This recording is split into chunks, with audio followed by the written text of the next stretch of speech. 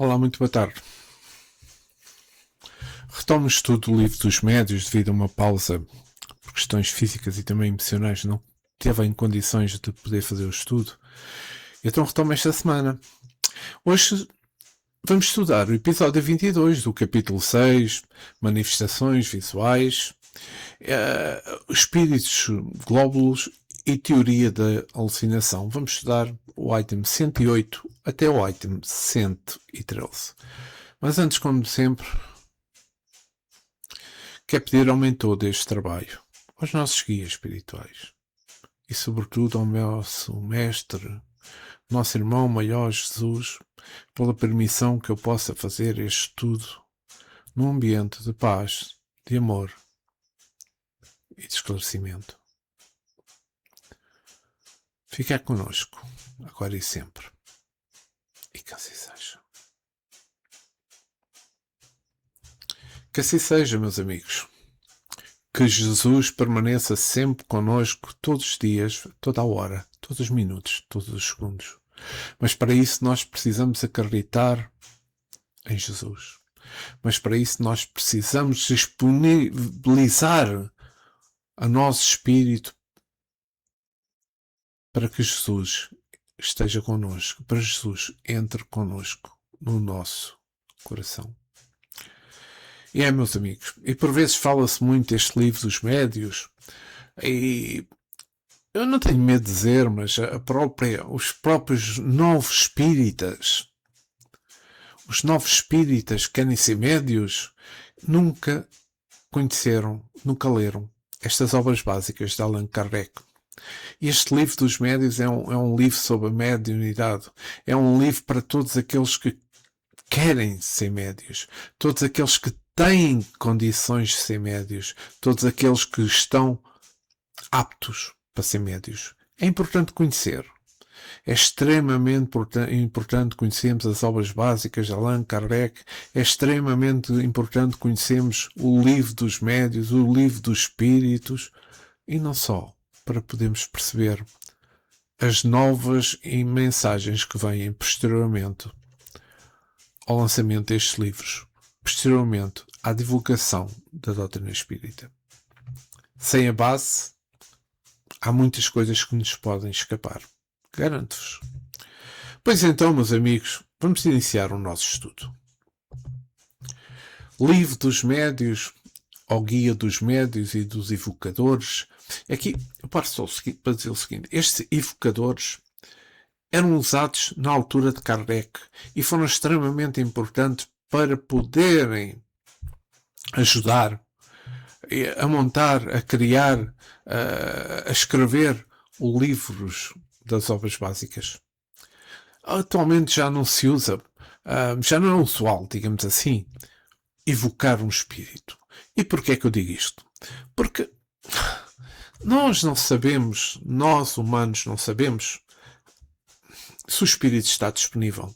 Nós não podemos crer que o espírito esteja disponível para nós quando nós queremos, às horas que queremos, no local que queremos, no dia que queremos. Não, meus amigos, não funciona assim a espiritualidade.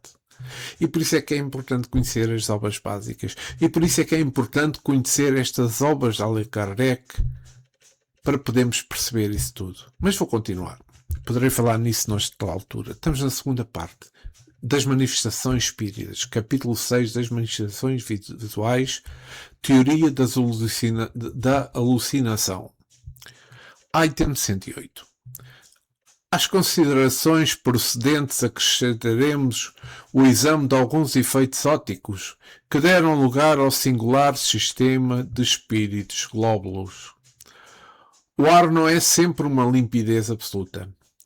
Há ocasiões em que as correntes moléculas aeriformes e a sua agitação produzida pelo calor são perfeitamente visíveis.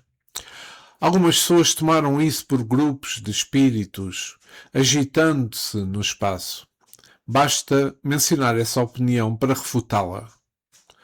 Mas eis outro género de ilusão não menos bizarro, contra o qual é bom estar prevenido.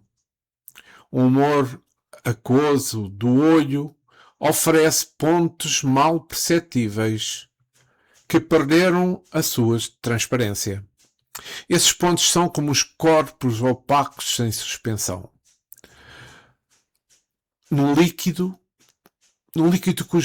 que os movimenta. Eles produzem no ar um ambiente e distância pelo efeito de refração à aparência de pequenos discos. Variação de 1 a 10 milímetros de diâmetro e que parecem flutuar na atmosfera. Vimos as pessoas tomarem esses discos por espíritos que as seguiam e as acompanhavam por toda a parte e no seu entusiasmo tomaram por figuras as nuances e irisação, o que é tão racional como ver uma figura na Lua. Uma simples observação feita por elas mesmo as reconduziriam à realidade. Esses discos ou medalhões, dizem eles, não somente as acompanhavam como seguem todos os seus movimentos. Vão à direita, vão à esquerda, vão ao alto, vão abaixo, ou param segundo o movimento da cabeça. Mas isto não é de admirar, pois os discos estão no globo ocular e lhes seguem os movimentos. Se fossem espíritos, é necessário convir que estariam limitados a um papel demasiado mecânico para serem inteligentes e livres. Papel bem fastidioso, mesmo para os espíritos inferiores, e com mais forte razão incompatível com a ideia de que fazemos dos espíritos superiores. Alguns tomam por maus espíritos os pontos negros ou moscas amauróticas, como também são chamadas. Esses discos, assim, as manchas negras, têm um movimento ondulatório que não se afasta nunca da amplitude de um certo ângulo e que aumenta a ilusão e o que aumenta a ilusão é que não seguem bruscamente os movimentos da linha de visão. Razão é bem simples. Os pontos opacos do humor aquoso, causa primeira do fenómeno, como dissemos, estão em suspensão, têm sempre tendência a descer. Eles sobem como o movimento dos olhos, de baixo para o alto. Mas chegando a certa altura, se fixa o olho, vêem-se os discos descerem e depois pararem. A sua mobilidade é extrema, porque é suficiente o movimento imperceptível do olho para os fazer mudar de direção e os fazer percorrer rapidamente toda a amplitude do arco no espaço em que se produz a imagem. Enquanto não se possa provar que uma imagem possui um movimento próprio, espontâneo e inteligente, não se pode. Não se pode ver aí senão um simples fenómeno óptico ou fisiológico. O mesmo ocorre com as fagulhas. Algumas vezes mais ou menos compactas, parecem feixes produzidos por contração do músculo ocular e que são causadas provavelmente pela eletricidade fosforescente da íris, pois são circunscritas na circunferência do disco desse órgão. Ilusão semelhante só pode ser o resultado de observações incompletas. Aquele que tiver estudado seriamente a natureza dos espíritos, por todo o meio que permitem a ciência pratica, compreenderá tudo o que eles têm de puro. Tanto combatemos as teorias arriscadas dos que atracam as manifestações, como as que são baseadas na ignorância dos factos. Devemos procurar destruir as ideias falsas que provam mais entusiasmo que reflexão e que, por isso mesmo, fazem mais mal do que junto aos incrédulos. Junto aos incrédulos, por si só disposto a procurar o lado ridículo das coisas. E aqui, vou parar. E aqui vou parar, meus amigos. Porque, fazendo aqui um pequeno comentário sobre este item 108,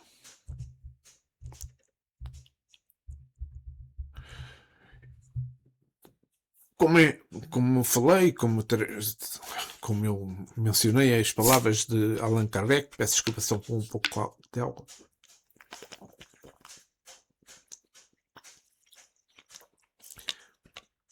Como eu mencionei as palavras de Allan Kardec, este item 108 aborda o tema espíritos glóbulos.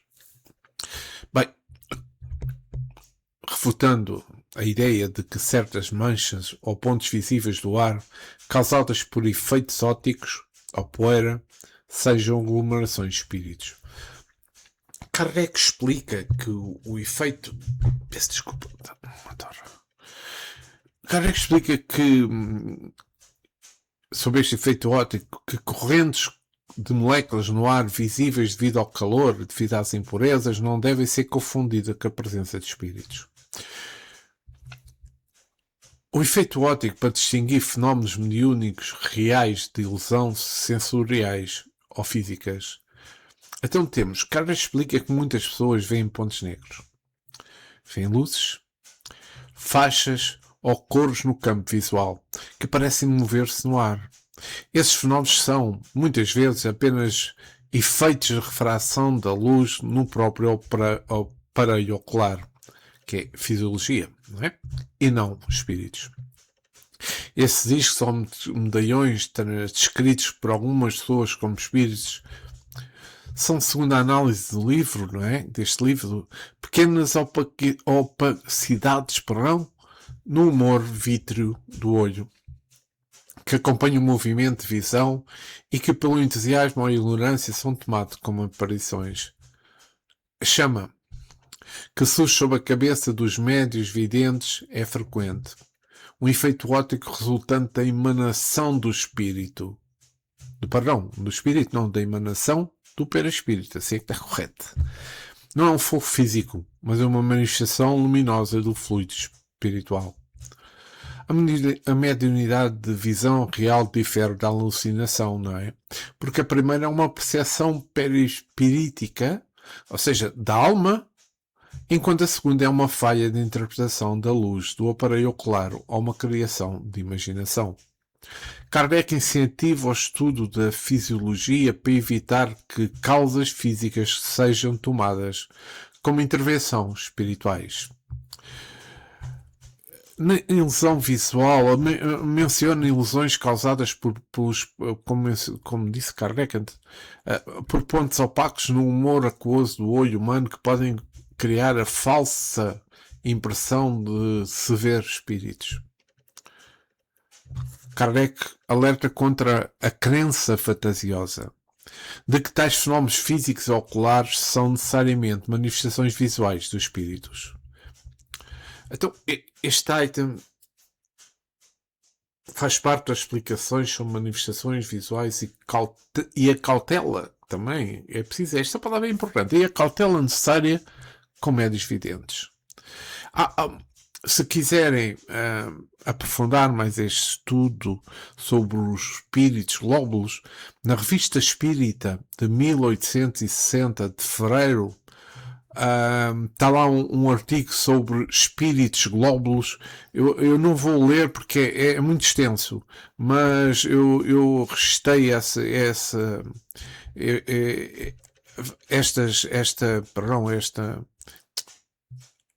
apontamento nesta revista que achei importante, que eu li, e acho que tem coisas importantes que, se quiserem aprofundar mais sobre os espíritos glóbulos, aconselho a ler. Vamos então para o item 109. O perispírito, como se vê, é o princípio de todas as manifestações. O seu conhecimento deu a chave de uma infinidade de fenómenos. Deu à ciência espírita um grande avanço. E fez com que ela entrasse numa nova via, tirando toda a característica do maravilhoso e do fantástico. Nela encontramos pelos próprios espíritos, porque foram eles que colocaram no caminho certo. A explicação da ação do espírito sobre a matéria, do movimento dos corpos inertes, dos ruídos e das aparições.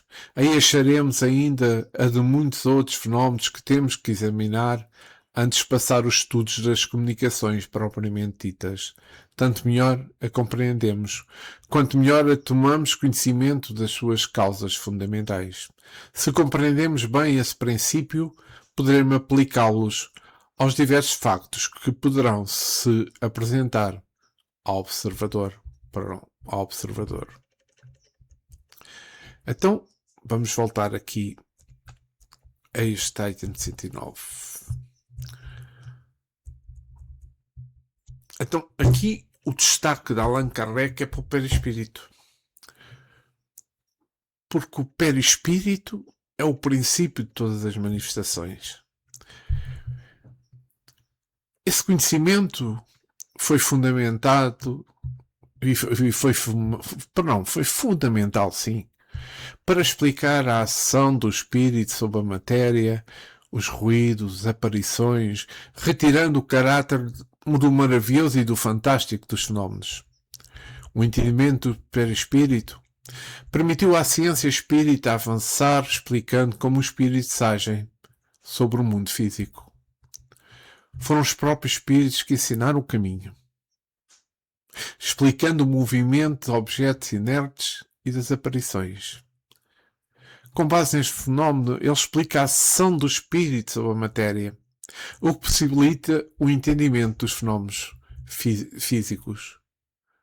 E eu acho que é importante isto, é importante que, para a compreensão técnica de como os espíritos interagem com o mundo físico. Vamos então continuar o nosso texto. Item 110. Estamos longe de considerar a teoria que demos como absoluta e como sendo a última palavra. Ela será, sem dúvida, completada ou retificada mais tarde por novos estudos. Mas incompleta ou imperfeita como é hoje, pode sempre ajudar a se entender a possibilidade dos factos por causas que não têm nada de sobrenatural. Se é uma hipótese, não se pode recuar o mérito da racionalidade e da probabilidade e que vale tanto quanto todas as explicações que dão os negadores para provar que tudo é só ilusão, fantasmagoria e subterfúgio nos fenómenos espíritas. Aqui há uma coisa que é importante e Kardec me ensinou imensas vezes. É que Kardec sempre me ensinou que os novos estudos trariam para nós novas explicações.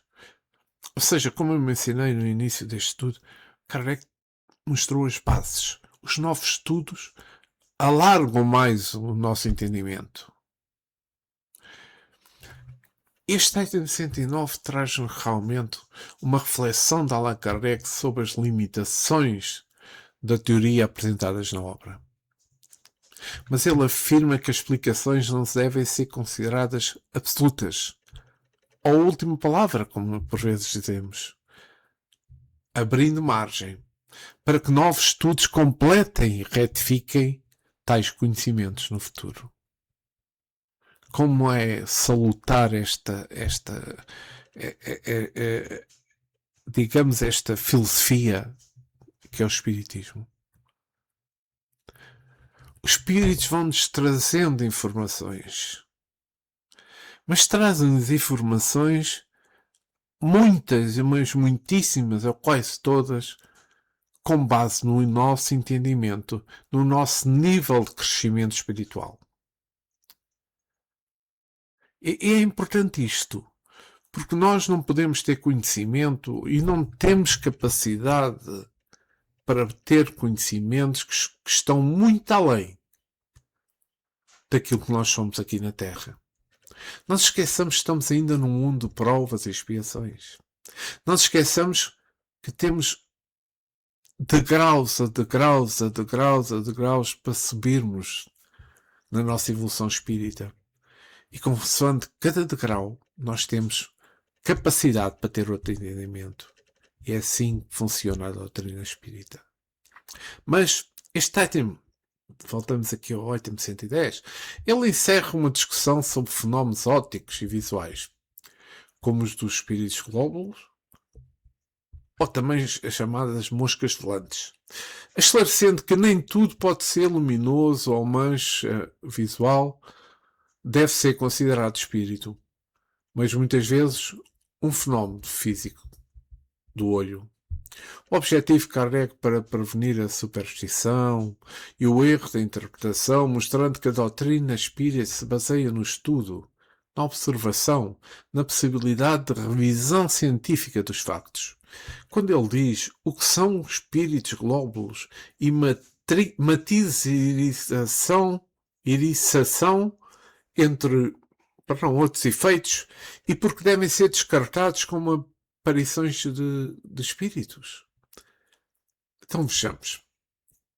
Espíritos globos e matizes de irisação são termos frequentes usados para descrever círculos luminosos, pontos de luz, manchas coloridas, que aparecem, por exemplo, nas fotografias que tiramos. Especialmente nos ambientes escuros e também aqueles que nós tiramos fotografias com flash. Mas no contexto espírita e técnico, eles são descartados como aparições, como é óbvio. Eles são descartados como aparições reais de espíritos por serem fenómenos ópticos e físicos naturais. Explicando pela física da fotografia e da fisiologia do olho humano e não por manifestações inteligentes. Então, o que são esses efeitos? São, na maioria dos casos, partículas poeiras úmidas, gotículas de água, por vezes, pólen, e certos insetos próximos da câmara que refletem a luz do flash. Como a câmara não consegue focar objetos tão próximos, eles aparecem como círculos borrados ou translúcidos. Então, as matizes da irisação, que são a lensfrage, são reflexos internos da luz dentro do próprio conjunto da lente da câmara, comuns ao tirar fotografias contra uma luz forte, lâmpadas, sol, produzem formas poligonais, manchas coloridas ou halos, muitas vezes opostos à fonte da luz. Então, e o efeito no olho humano? A irisação também pode ser ocorrer no olho humano devido a pequenas opacidades no humor aquoso, que é a parte líquida do olho, que projetam sombras da retina, gerando a sensação de ver manchas movendo-se. Porquê é que podem ser descartados como aparições? Vejamos. Como eu mencionei na Revista Espírita de 1860, Estudo Espírita, e análises fotográficas modernas descartam esses fenómenos como espirituais pelos seguintes motivos. Os sopros, as manchas de luz, acompanham o movimento da câmara e o olho do observador. Se move a cabeça, se move a câmara, o orbe percebe a lente. Espíritos inteligentes não ficariam presos a um papel mecânico de refletir luz. É importante, porque Kardec argumentou que ver espíritos nesses fenómenos é fruto do entusiasmo excessivo e da ignorância dos factos naturais. A doutrina espírita aponta que, embora manifestações visuais existem, elas geralmente possuem uma forma mais definida e não dependem de poeiras ou defeitos da lente que aparecem. E é pura verdade, meus amigos. Isso é pura verdade. E vamos passar ao próximo item. Então, só aqui. Cá está. Item 111.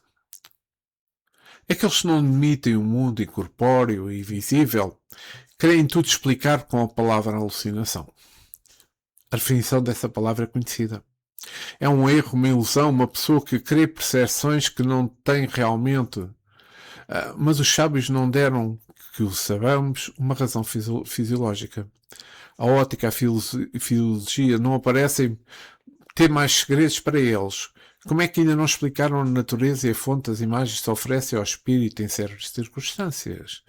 Querem tudo explicar pelas leis da matéria. Que o façam, mas deem então essa lei, uma teoria da alucinação, boa ou má, será sempre uma explicação. Item 112. A causa dos sonhos, ela nunca foi explicada pela ciência. Ela atribui a um efeito de imaginação, mas não diz o que é imaginação. Nem como produz essas imagens tão claras e tão nítidas que nos aparecem às vezes. É explicar uma coisa que não é conhecida por outra que também não é. A questão é que tudo fica como estava. Conclui ser uma lembrança das preocupações do estado de vigília, mas admitindo mesmo a solução, que nada resolve, resta ainda saber qual é o espelho mágico que conserva assim a impressão das coisas.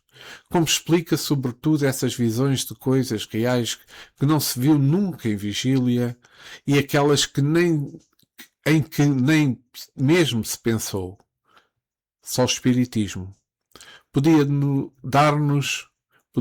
dar a chave desse fenómeno bizarro que passa despercebido por causa mesmo de ser muito comum, como todas as maravilhas da natureza que calcamos sob os nossos pés. Os sábios desdenharam de ocupar-se com a alucinação. Contudo ela seja real ou não, é um fenómeno que a fisiologia tem de mostrar capaz de explicar sob pena de confessar a sua incompetência. Se um dia um sábio resolver dar, não uma definição, mas uma explicação fisiológica, faremos se a sua teoria resolve todos os casos. Que ele não omita, principalmente os factos tão comuns de aparições de pessoas no momento da sua morte. Que digam onde vem a coincidência da aparição com a morte da pessoa. Se era um facto isolado, poderia ser atribuído ao acaso, mas como é frequente, o acaso não tem essas repetições. Se aquele que vê a aparição tivesse ainda a imaginação chocada com a ideia de que a pessoa deve morrer, que seja, mas quase sempre a aparição é de uma pessoa na qual menos pensa. Então a imaginação nada tem a ver com isso. Pode-se ainda explicar menos pela imaginação o conhecimento das circunstâncias da morte, de que não se tinha ideia. Os que admitem a alucinação dirão que a alma, também poderão dizer, como Kardec aqui menciona, se admitirem a alma, claro, tem momentos de superexcitação, em que as suas faculdades são exaltadas. Estamos de acordo. Mas, quando o que ela vê é real, não se trata de uma ilusão. Se na sua exaltação a alma vê uma coisa que não está presente, então é porque ela se transporta. Se a nossa alma pode se mover na direção de uma pessoa ausente, porque essa pessoa não poderia se transportar para nos ver. Que na teoria da alucinação levem em conta esses factos e que não se esqueçam que a teoria à qual se pode opor factos contrários é necessariamente falsa ou incompleta. Esperando explicações, vamos tentar omitir algumas ideias sobre esse assunto. E aqui vou parar o nosso texto.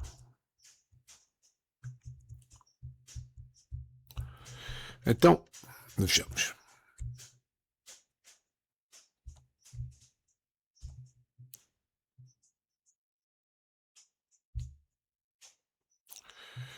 Agora.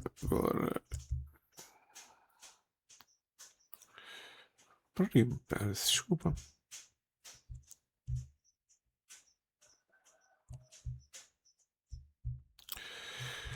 Como sempre.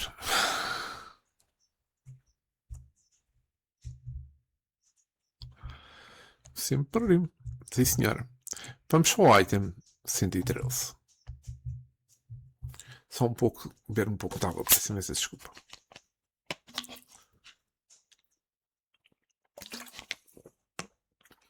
Item 113. Os factos provam que não há aparições verdadeiras que a teoria espírita explica perfeitamente e que só podem negar aqueles que não admitem nada fora do organismo.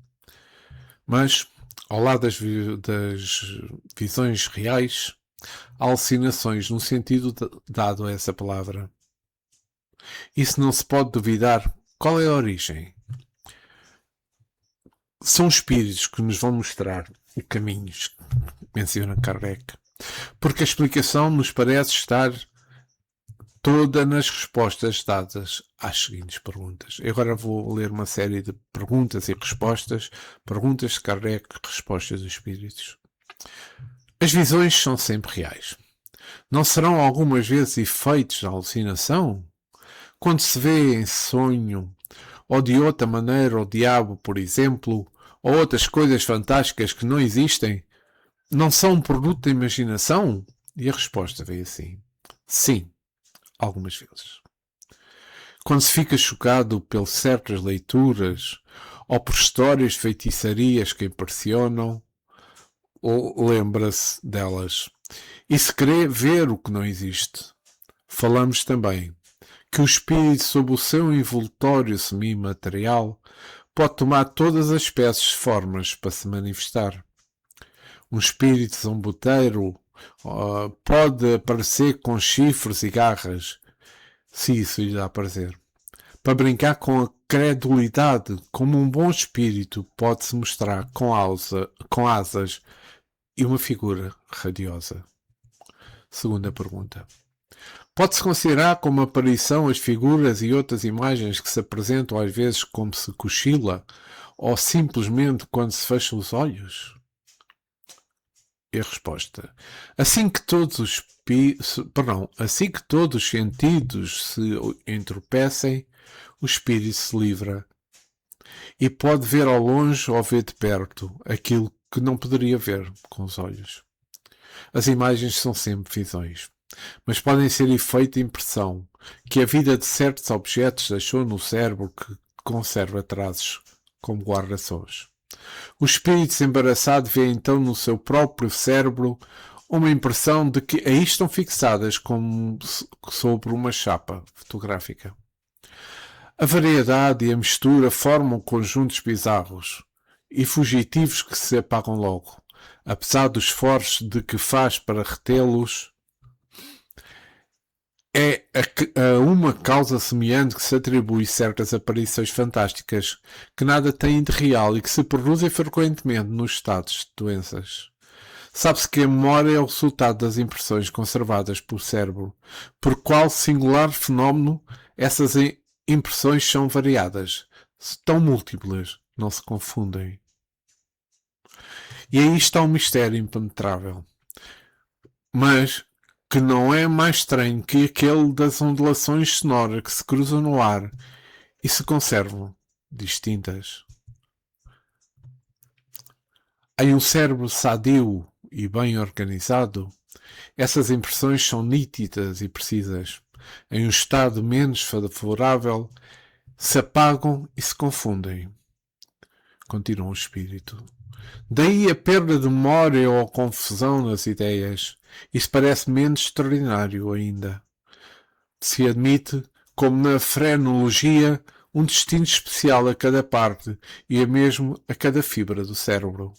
As imagens chegadas ao cérebro por olhos deixam uma impressão que faz que se lembre que um quadro como se o tivessem diante de si, mas não é senão uma questão de memória, pois nada se vê. Ora, num certo estado de emancipação, a alma vê o cérebro e reencontra essas imagens, sobretudo aquelas que mais a tocaram, segundo a natureza das preocupações ou disposições do espírito. É assim que aí reencontra a impressão de certas cenas religiosas, diabólicas, dramáticas, mundanas, figuras de animais bizarros que viu alguma época em pinturas ou mesmo em narrações, porque estas também deixam marcas. Assim a alma vê realmente, mas vê apenas uma imagem fotográfica no cérebro. No estado normal, essas imagens são fugitivas e efêmeras, porque todas as partes cerebrais funcionam livremente.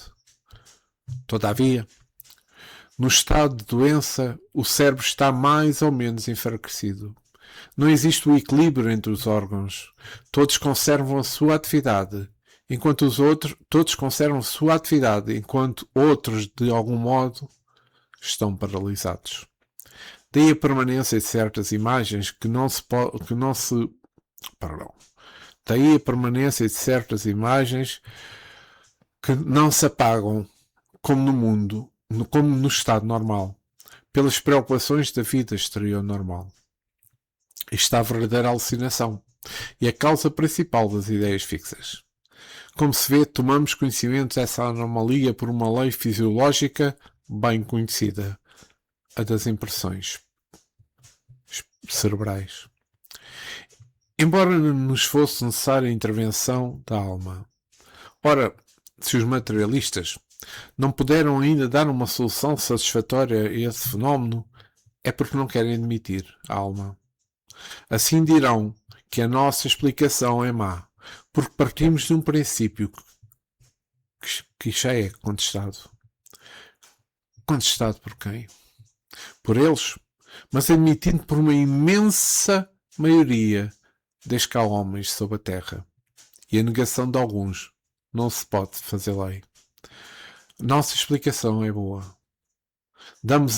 Nós a damos pelo que ela pode valer à falta de outra. E se quiserem, a título de simples hipóteses, esperando uma melhor, tal como está, explica todos os casos de visões? Certamente que não. Mas desafiando todos os fisiologistas para dar uma, em seu ponto de vista exclusivo, que resolva todas. Porque quando pronunciarem as suas palavras sacramentais de superexcitação e de exaltação, nada disseram. Então, se todas as teorias de alucinação são insuficientes para explicar todos os factos, é que há outra coisa além da alucinação propriamente dita. A nossa teoria seria falsa se a aplicássemos a todos os casos de visão, pois alguém poderia contradizê-la, por ser correta, se restrita a certos efeitos apenas. Pois, meus amigos, é isto mesmo. Mas vou fazer um pequeno comentário. Então, vamos lá ver. A teoria da alucinação no espiritismo, como já falei, difere de visões reais de projeção da própria mente, que são as alucinações. Kardec argumenta que, embora nem toda a visão seja espiritual, muitas alucinações são visões retrospectivas de imagens armazenadas no nosso cérebro. Então, é importante isto porque nós temos que compreender que se nós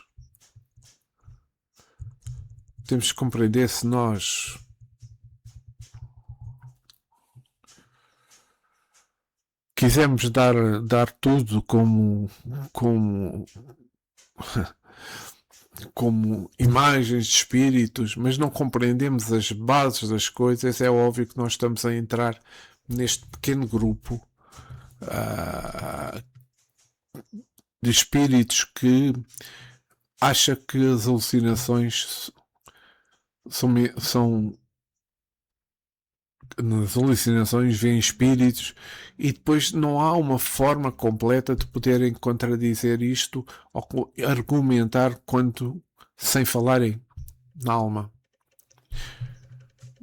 Mas eles não confirmam a existência da alma. Como tal, não podem explicar isso. A explicação é vazia. Dizer que é incorreto aquilo que o Espiritismo diz, mas não tem argumento para dizer o porquê. Então vamos lá ver.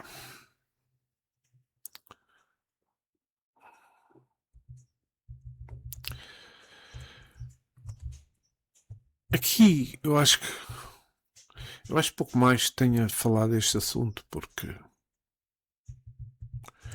porque praticamente esta definição que tivemos destes espíritos a mencionarem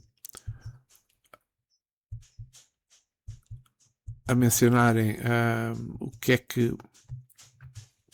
que O que é alucinação? Eu acho que nós ficamos completamente cientes.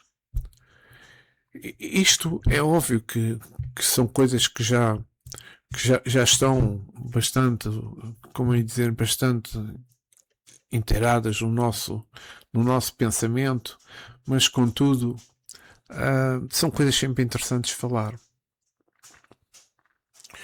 Porque incrédulos há muitos. E por todos temos de perceber estas bases, volto a frisar, estas bases para percebermos realmente a mediunidade. Mas não passa da minha opinião, como é óbvio. E meus amigos, hoje ficamos por aqui. Voltarei assim que puder para a continuação dos estudos. Se não for antes, para a semana, retomarei o estudo do Livro dos Médios. Obrigado por tudo, Jesus, agora e sempre. E que assim seja. Que assim seja. Obrigado também a Kardec, como é óbvio, e a todos os espíritos que participaram na codificação espírita. Uma boa semana para todos. Muita paz, muito amor. E aproveitem que o tempo está bom aqui em Portugal. Muito calor, muita paz para todos vós. Uma boa semana.